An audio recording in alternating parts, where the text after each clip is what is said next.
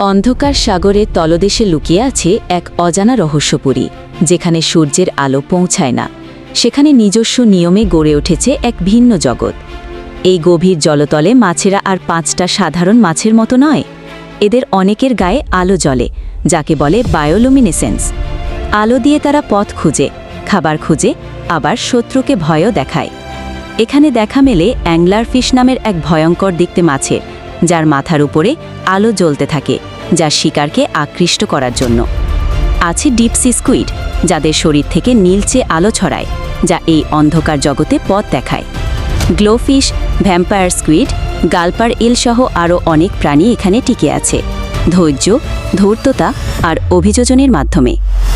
এই জগতে নেই কোনো শব্দ, নেই কোনো আলো, কিন্তু প্রতিটি কোণে লুকিয়ে আছে বৈজ্ঞানিক বিস্ময় আর সৌন্দর্য। সাগরের গভীর তলদেশ যেন এক জীবন্ত এলিয়েন জগৎ, ভয়ঙ্কর অথচ মোহময়, যেখানে প্রকৃতি তার সবচেয়ে রহস্যময় রূপে ধরা দেয়। এরকম ইন্টারেস্টিং ভিডিও পেতে চ্যানেলটি এখনই সাবস্ক্রাইব করে রাখো। ধন্যবাদ।